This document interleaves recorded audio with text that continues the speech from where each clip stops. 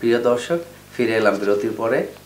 আমরা বিরতির আগে যে ব্যাপার নিয়ে আলাপ করতেছিলাম, বিশেষ করে যারা এখন বর্তমান যুগের রোল মডেল আছেন, যে মাইক্রোসফটের বিল গেট এবং অ্যাপলসের স্টিভ জবস, এই যে এক্সাম্পল ডক্টর ইমরান সাহেব তুলে ধরেছেন, এই ব্যাপার নিয়ে আমরা আলাপ আলোচনা করতেছিলাম। তো ওনার সাথে এখন আমরা বিস্তারিতভাবে এগুলো নিয়ে আরও আলাপ আলোচনা করব। ডক্টর ইমরান, প্লিজ আপনি এই ব্যাপারে আরেকটা আমাদেরকে অবগত করুন। জি, থ্যাংক ইউ বেশমিজা। তো যেটা বলছিলাম যে সেটা হচ্ছে যে তারা অলরেডি যে মানে যেটা দেখিয়েছে যে তাদের একটা যোগ্যতা আছে একটা লেভেলের। জি, এটার কারণে তারা কিন্তু থাউজেন্ডস অফ জবস ক্রিয়েটেড হয়েছে তাদের বুদ্ধির কারণে। জি, হ্যাঁ, তো সুতরাং তারা এই যে থাউজেন্ডস অফ জবস ক্রিয়েট হয়েছে, এই লোকগুলো আপনার ইনকাম হইল, তাদের রুজি হইল। এই আল্লাহ যে বলছে যে মানে এটা কি বলে, তোমাদের ইয়ের ভিতরে অন্যদেরও ভাগ আছে। তো আপনি যেটা করতেছেন যে সেটা হলো যে আপনার যোগ্যতা অনুসারে আপনি কাজ করে যাবেন, করে গেলে আপনি যদি জব ক্রিয়েট করতে পারেন, এই জব ক্রিয়েট করতে পারলে আপনার আল্লাহর আরও কতগুলো বান্দা এখানে রিজিকের একটা ব্যবস্থা হইতে পারে। তো সুতরাং আপনি যেটা করবেন সেটা হলো যে আপনি এক ধরনের বলতে পারেন যে আমরা ডক্টর ইউনূসের কথা আমরা জানি, গ্রামীণ ব্যাংকের, উনি রিসেন্টলি নোবেল প্রাইজ পাওয়ার পরে যেই একটা প্ল্যান প্রোগ্রামের মতো করে দিয়েছেন যে সোশ্যাল এন্টারপ্রাইজ কনসেপ্ট। হ্যাঁ, যেখানে কিনা ইন্ডিভিজুয়াল ব্যক্তি তার নিজের প্রফিটের কথা চিন্তা করবে না, কিন্তু কোম্পানিটা বিজনেসটা ইটসেলফ একটা প্রফিটে চলবে। তাতে করে প্রফিটের উপরে এক্সপানশন হইতে হইতে আরও বেশি লোক এখান থেকে বেনিফিটেড হবে। এটা মোর আপনার ইনলাইন উইথ আপনার ইসলামিক ইকোনমিক সিস্টেমের এই প্রেমিস যে কথাটা বলতেছি সেটার উপরে। আচ্ছা, হ্যাঁ, তো এই জন্য একজন ব্যক্তি আবার আরও একদিক থেকে বলা যেতে পারে যে আমরা জানি যে হাশরের ময়দানে আল্লাহ রাব্বুল আলামিন প্রত্যেকটা মানুষকে তার জ্ঞানের লেভেল অনুসারে কিন্তু জবাবদিহি করবে। যে প্রথমে জিজ্ঞেস করবে তুমি এলেম হাসিল করছো কিনা, তারপরে সে যতটুকু বলবে যে আমি এতটুকু করছি, তো সেই অনুযায়ী তুমি আমল করছো কিনা, তাই না? এটাকে যদি আপনি এই ক্ষেত্রে যদি ইন্টারপ্রেট করেন যে যার যেটুকু যোগ্যতা আল্লাহ সেই অনুযায়ী কিন্তু জবাবদিহি করবে। এখন একজনের যোগ্যতা আল্লাহ দিয়ে দিছিল যে সে এমন জিনিস করার কথা ছিল যেটার উপরে ভিত্তি করে আল্লাহর 10,000 বান্দা 1,00,000 বান্দা বেনিফিটেড হইতো, কিন্তু সে কি করলো? সে করলো না। সে যদি এরকম হয়ে থাকে যে না আমি এটা করলে মানুষ বেনিফিটেড হবে, আমার কি হবে, এই চিন্তা করে সে যদি করে না, কিন্তু তার কিন্তু আসলে ময়দানে ঠিকই আল্লাহর কাছে জবাবদিহি করতে হবে। এই জন্য প্রত্যেকে তার নিজের ম্যাক্সিমাম যোগ্যতা কি, ওই যে সুলাইমান আলাইহিস সালামের কথা বললাম, ওনার যোগ্যতা হচ্ছে যে সারা বিশ্বব্যাপী রাজত্ব চালানোর মতো ক্যাপাসিটি, সেজন্য ওই পর্যায়ে উনি গেছেন। তো এরকম আপনি জানেন আপনার যোগ্যতা কতটুকু লিমিট হইতে পারে, সুতরাং আপনি সেই পর্যন্ত ইসলাম বলতেছে আপনি এক্সেল করতে থাকেন, এতে করে আল্লাহর অন্যান্য বান্দারাও আপনার এটা থেকে বেনিফিটেড হবে। ঠিক আছে না? এই পয়েন্ট। আচ্ছা, এটা গেল 4 নম্বর। 5 নম্বর হচ্ছে যে আপনার, আমি কিন্তু এটা বলছি হলো যে ইসলামী অর্থনৈতিক ব্যবস্থা কোন প্রেমিজের উপরে দাঁড়ানো, এবং সেই সাথে বলছি যে পুঁজিবাদী অর্থনৈতিক ব্যবস্থার সাথে কিভাবে এটার পার্থক্যটা। আচ্ছা, 5 নম্বর হচ্ছে যে আসেন আপনি একটা ওনারশিপের বিষয়টা। আপনি মনে করেন একটা বাড়ি কিনলেন, বাড়ির ওনারশিপ, জমি কিনলেন, জমির ওনারশিপ, ব্যবসা কিনলেন, ব্যবসার ওনারশিপ, একটা কোম্পানির শেয়ার কিনলেন, শেয়ারের ওনারশিপ। এই ওনারশিপের কনসেপ্টটায় সব কিছুতেই আসলে ইসলাম বলতেছে যে আলটিমেট ওনার হচ্ছে আল্লাহ।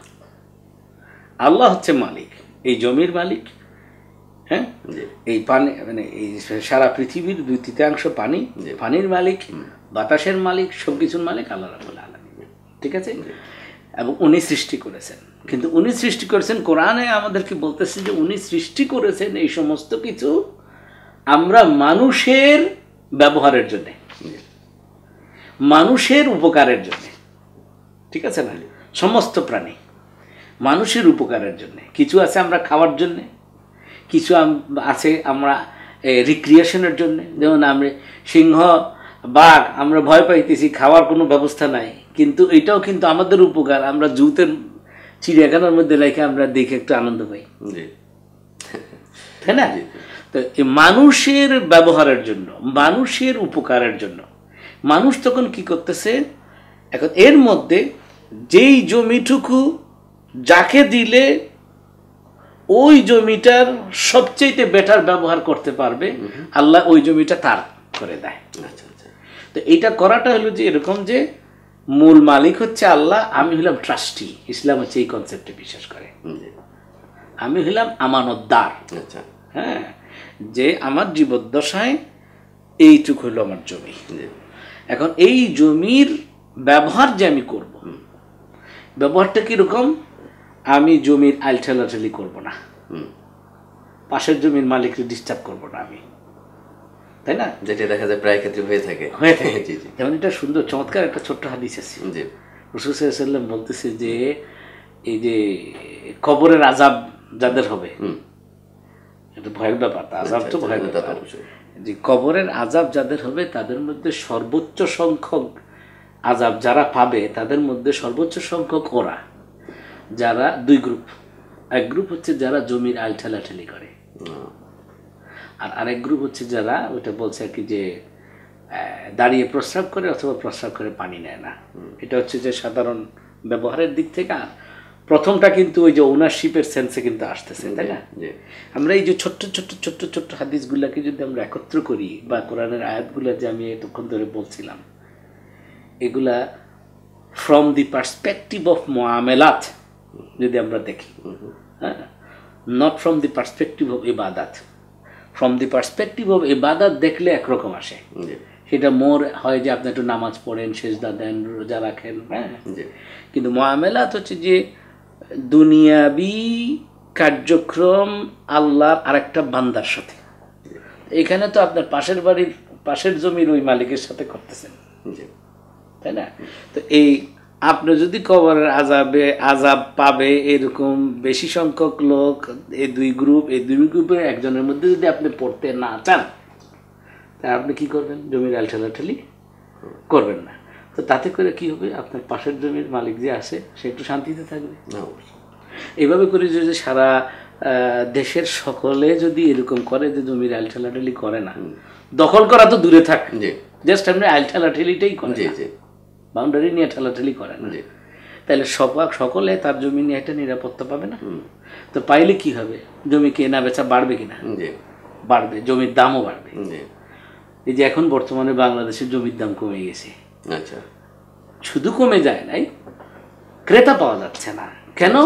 সবাই একটা নিরাপত্তাহীনতায় ভুগতেছে। না, জমি কিনে লাভ নাই, কয়েকদিন পরে কোনো মাস্তানরা এসে দখল করে নিয়ে চলে যাবে, দরকার নেই বাবা, আমার টাকা আমি সেফ রেখে দিই। এগুলো কিন্তু বর্তমানে অনেক সময় এটা মানুষের মেন্টালিটি চলে আসছে, তাই না?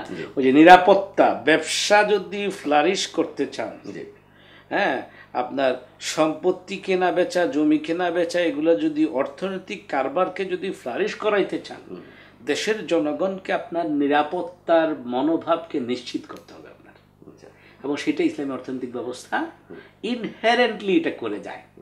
কারণ হচ্ছে যে সে প্রত্যেকটা জমির যে মালিক বা বাড়ির মালিক প্রত্যেকে চিন্তা করতেছে যে আমার কাছে যা আছে এটা আসলে আল্লাহ, আমাকে কিছুদিনের জন্য ট্রাস্টি হিসেবে এইটার এটা কি বলে দায়িত্ব দেওয়া হয়েছে, আমানত বা দায়িত্ব হিসেবে দেওয়া হয়েছে।